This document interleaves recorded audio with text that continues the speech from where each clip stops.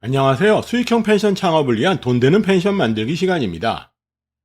지난 영상에서는 풀빌라 펜션에 관해 이야기했었죠. 아마 무슨 얘기인지 이해가 되지 않는 분도 계셨을 겁니다.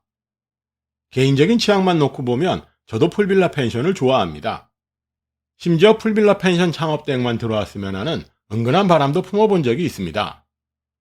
그런데도 풀빌라 펜션을 미워한다는 자극적인 제목을 단 이유는 투자 대비 수익성이 너무 낮아서 그렇습니다. 지난 영상에서도 대강 언급은 했지만 투자 대비 수익성이 낮은 구체적인 이유는 밝히지 않았죠. 그래서 이번 영상은 매출이라는 관점에서 펜션 설계가 어떻게 이루어져야 하는지 알아보겠습니다. 아마 오늘 말씀드리는 내용을 듣고 나시면 풀빌라 펜션의 사업성이 낮은 이유를 이해하시게 될 겁니다. 거기에 더해 평당 단가라는 개념이 펜션 설계에 어떤 영향을 미치는지도 자세히 알아볼 예정이니 오늘 영상도 끝까지 시청해 주시기 바랍니다. 그럼 바로 시작하겠습니다.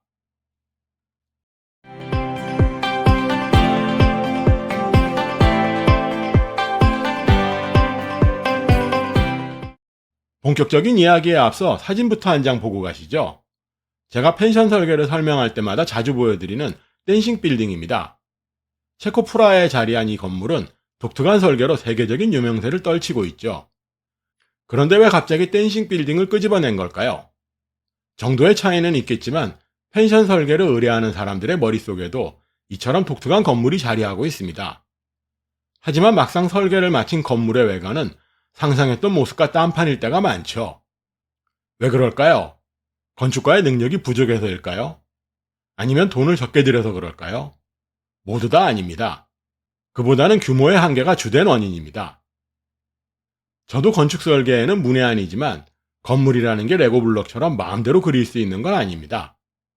구조에 대한 기술적인 검토와 시공이나 예산에 대한 안배도 필요하죠. 생활 숙박업은 그나마 낫지만 70평이 넘으면 영업신고조차 불가능한 농어촌 민박은 아무리 애를 써도 독특한 구조를 만들기가 힘듭니다. 지붕의 형태 정도를 빼면 직사각형 구조에서 벗어나기 힘들죠. 이해가 잘 안 되시죠? 그런 간단한 그림을 보면서 이야기를 이어나가 보죠. 조금은 억지스러운 예시지만 원형이나 삼각형 건물은 만들기가 힘듭니다. 건물의 평면만 놓고 보면 활용 가능한 공간이 너무 적죠. 둥그런 벽체나 뾰족한 건물 모서리는 사실상 죽은 공간이 되어버립니다. 물론 죽은 공간도 인테리어 디자인으로 극복할 수 있지 않냐고 하시는 분들도 계시지만 현실적으로는 쉽지 않은 선택입니다. 왜 그럴까요? 인테리어와는 별개로 죽은 공간도 건물의 연면적에 포함되기 때문이죠. 맨 처음 보여드린 댄싱 빌딩처럼 독특한 건물을 설계할 때 생기는 치명적인 약점입니다. 국내에도 유명한 건축가들이 설계한 펜션들이 꽤 많습니다. 하지만 예약률이 높은 곳은 드물죠. 실제로 손님들이 돈을 내고 쓰는 객실은 불편한 부분이 많아서 그렇습니다. 건물의 모양을 특이하게 만들수록 내부 공간의 활용도는 크게 떨어지죠. 인테리어 디자이너의 역량이 아무리 뛰어나도 건물의 생김새가 워낙 특이하면 쾌적한 공간을 꾸미기가 힘듭니다. 저에게 연락을 주신 펜션 사장님들 중에 이런 곳이 제법 있었습니다. 유명 건축가가 설계했는데도 예약이 들어오지 않는다며 해결할 방법이 없냐며 울상을 짓던 분들이었죠. 실제로 몇몇 곳을 방문해보니 워낙 창문을 많이 뽑아서 TV를 설치할 빈벽이 없는 펜션도 있었습니다. 이런 까닭에 건물의 평면은 직사각형으로 뽑는 게 가장 안정적입니다. 그런데 왜 정사각이 아닌 직사각형일까요? 복잡한 내용은 제쳐두고 크게 보면 펜션 객실은 침실과 거실, 주방과 욕실이라는 4가지 구획으로 나뉩니다. 토지나 건물의 형태와는 별개로 정사각형 구조는 공간 배치나 동선을 짜는데 여러모로 한계가 많습니다. 그래서 상가나 사무실 공간이 아니면 정사각형 형태의 주택이나 펜션은 거의 없습니다. 이와 달리 직사각형 구조는 공간을 나누기도 편하고 동선도 훨씬 안정적이죠. 그렇다고 모든 펜션을 딱 떨어지는 직사각형으로 설계하는 건 아니죠. 지붕의 모양이나 각종 부대 시설에 맞춰 형태는 제각각 달라집니다. 하지만 그마저도 각각의 직사각형 공간을 서로 다르게 배치하는 것에서 출발합니다. 건축 설계가 이 정도 수준에서 끝나는 건 아니죠. 훨씬 더 많은 고민과 연구가 필요합니다. 그 나머지도 팔짱을 낀 채 건축가에게 맡겨둘 일은 아니죠. 하지만 그 이전에 오늘 설명한 내용을 기반으로 최대한 매출을 많이 올릴 궁리부터 해야 합니다. 그리고 그 문제를 푸는 열쇠는 평당 단가에 있습니다. 과연 그게 뭘까요?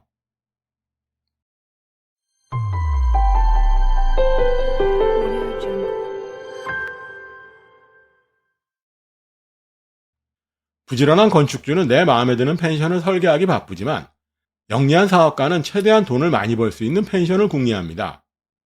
다만 그 방법의 열쇠를 어디에서 찾느냐가 문제죠. 펜션 창업을 고민하는 분들은 고급스러운 건물 외관이나 화려한 인테리어에서 답을 찾지만 그보다는 객실의 크기와 매출의 상관관계부터 이해해야 합니다. 펜션의 객실 요금은 어떻게 정해지는지 궁금하신 분들이 많으시죠? 저도 예전에는 그저 막연한 감으로 신축 펜션의 객실 요금을 정했었습니다. 그러다 문득 객실 요금을 객실 면적으로 나눠보면 어떨까 하는 궁금증이 생기더군요. 그때부터 펜션 시장 조사를 위해 홈페이지를 뒤지면서 객실 요금과 면적을 일일이 기록해 평당 단가를 구해보기 시작했습니다. 그 결과 막연한 감으로 요금을 매길 때와는 엄청난 차이가 난다는 사실을 알게 되었습니다. 객실 요금의 기본이 되는 비수기 주중 요금을 객실 면적으로 나눠보면 평당 3, 4천 원부터 2, 3만 원대까지 분포가 다양합니다. 이래서는 변별력이 생기기 힘들죠. 그래서 이런 식으로 나눠본 평당 단가의 평균값을 기준으로 삼아 객실 요금을 매기기 시작합니다. 물론 여기에도 여러 가지 반론이 나올 수 있겠죠. 모든 펜션을 합한 평균값보다는 중위값이 중요한 게 아니냐는 의견도 있을 수 있습니다. 하지만 평당 단가별로 예약률을 조사해보면 평균값이 전혀 설득력이 없는 얘기는 아니라는 사실을 알 수 있습니다. 이 부분은 뒤에 좀 더 자세히 다뤄보기로 하고 우선은 평당 단가와 건축 설계가 어떤 연관이 있는지부터 알아보겠습니다. 전국 여러 지역의 객실 평당 단가를 조사해보면 평균 8,000원에서 9,000원 선으로 형성되어 있습니다. 풀빌라는 그보다 약간 비싸지만 보통은 10,000원 전후로 파악되고 있죠. 자, 그렇다면 이게 건축 설계와 무슨 관계가 있을까요? 객실 전체의 면적을 합한 값이 하루에 올릴 수 있는 최대 매출이라는 얘기가 되죠. 얘기가 너무 어렵나요? 그럼 이 역시 간단한 그림을 보면서 자세히 알아보겠습니다. 실제로는 불가능한 얘기지만 70평 규모의 농어촌 민박 전체를 독채 펜션으로 만들면 객실 요금은 70만 원이 됩니다. 70평 객실은 너무 크다고 생각되지만 키즈 펜션은 그마저도 좁은 편입니다. 어쨌든 펜션의 건축 설계는 여기서부터 시작됩니다.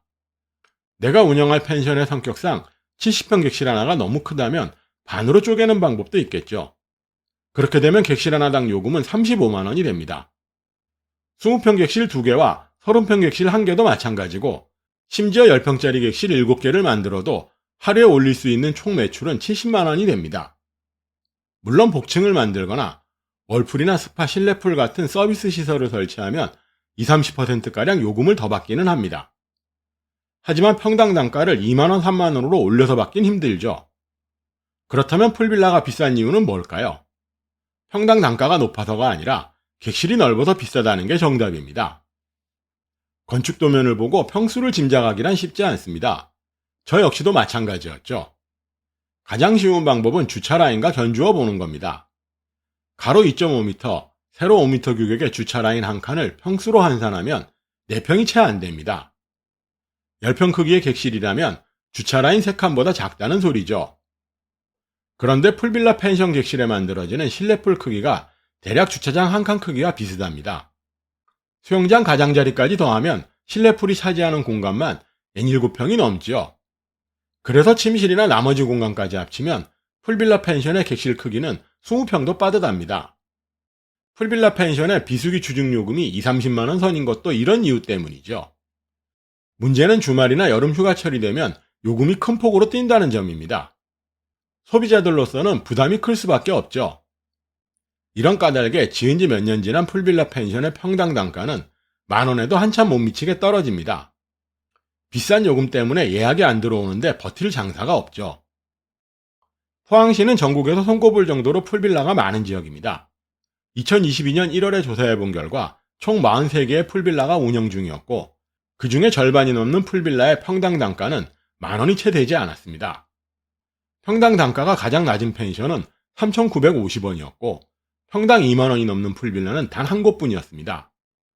물론 코로나가 한창이던 때라 수익형 펜션 비율은 50% 가까이 되었지만 평당 단가로 계산했을 때 2만 원, 3만 원을 받는 수익형 풀빌라 펜션은 거의 없었죠. 이마저도 믿지 못하는 분들은 다른 곳보다 훨씬 경치 좋은 자리에 고급스러운 풀빌라를 만들면 되지 않냐고 반문하시기도 합니다. 하지만 지난 편에서도 얘기한 것처럼 그 정도 수준의 풀빌라 펜션이라면 창업 비용은 보통의 펜션들보다 두세 배 더 많이 듭니다. 그렇다고 풀빌라 펜션을 차리면 무조건 망한다는 얘기가 아닙니다. 이미 지난 편에서도 말했지만 지금 이 순간에도 손님이 메어 터지는 풀빌라는 분명히 있습니다. 하지만 제대로 된 풀빌라를 만들기 위해서는 수많은 난제를 풀어야 한다는 걸 강조하고 싶어서 꺼낸 얘기라고 이해해 주시면 좋겠습니다. 판단은 여러분 각자의 몫이지만 저라면 굳이 그런 식의 위험한 선택은 하고 싶지 않습니다. 사업적인 실익은 물론이고 장기간 안정적으로 운영하기도 힘들기 때문이죠. 그렇다면 대안은 뭘까요?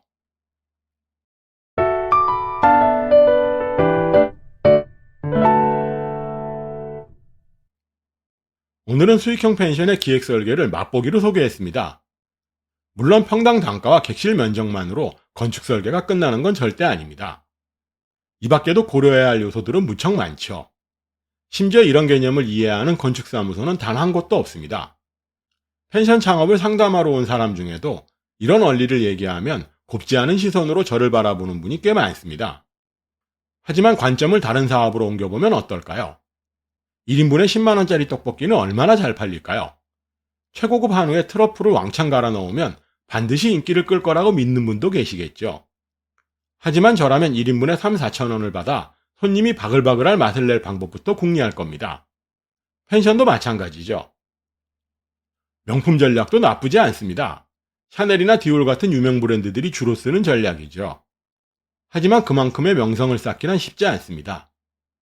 특히나 풀빌라가 등장하면서 천장부지로 뛴 객실 요금 때문에 소비자들의 불만도 한층 높아졌습니다.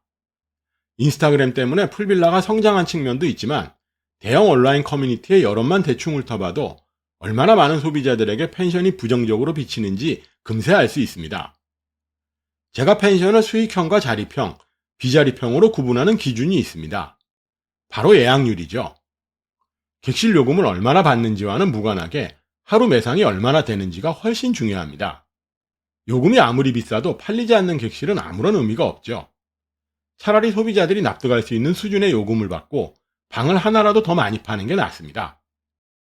세심한 서비스와 청결한 관리까지 곁들이면 매상은 나날이 늘어납니다. 앞으로 꾸준히 다룰 수익형 펜션의 기획 설계도 바로 이 부분에 초점을 맞춘 내용들입니다. 건물의 생김새나 설계상의 기술적인 부분은 관심 밖의 일이죠.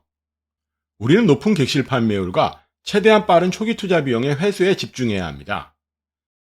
초기 투자 비용만 회수하고 나면 객실을 팔기 위해 애걸복걸할 일은 사라지죠. 주말이나 여름 휴가철에만 방을 팔아도 웬만한 연금보다 나은 수입이 보장되는 사업이 펜션입니다. 어떠신가요?